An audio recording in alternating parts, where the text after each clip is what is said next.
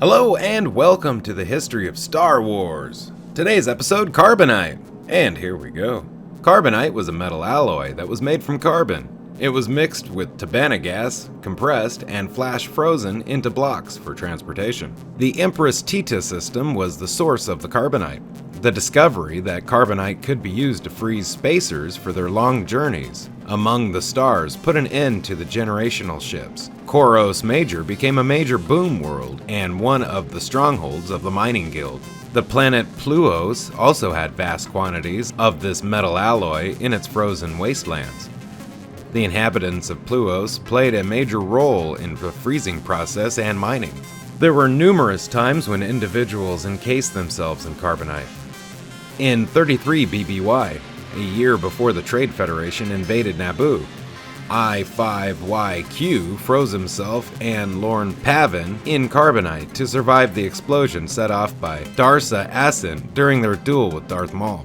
Jedi Knight Anakin Skywalker encased himself and his team in Carbonite to be sent undetected to the planet Gorin, and later used this method in another mission. Philba used Carbonite for smuggling Bota harvested on Drongar during the Clone Wars to preserve its quality. Some of Coruscant's skyhooks were tethered to the surface with Carbonite nanofiber. In some locales, Carbonite was used to preserve the bodies of the dead. On Coruscant, Senator Finito was buried in this manner in the senatorial tombs.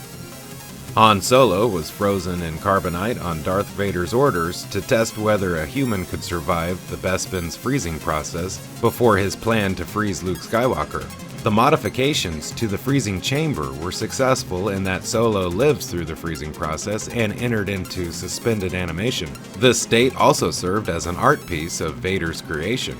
Boba Fett dubbed it Man in Carbonite, enticing Jabba to pay a significantly higher price for Solo.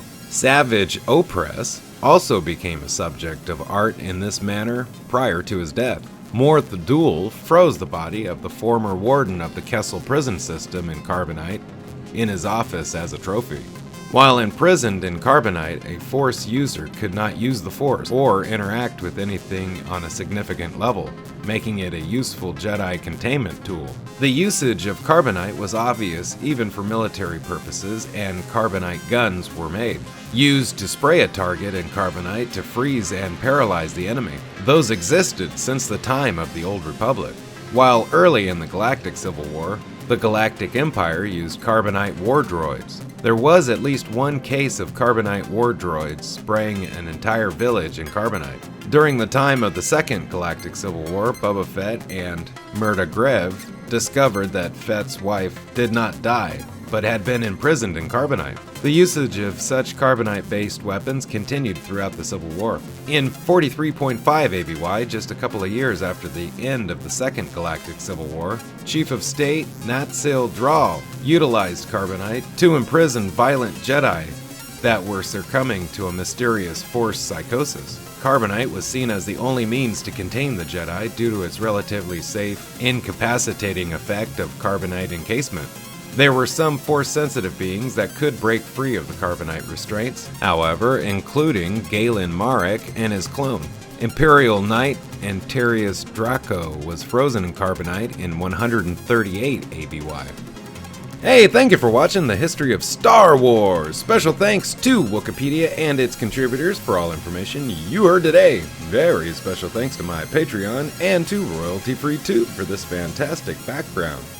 Don't forget to like, share, subscribe, leave a comment, ring the bell, join the channel, sign up with Patreon, whatever you can do to help the channel grow. We really appreciate it. Thank you and have a great day. Bye-bye!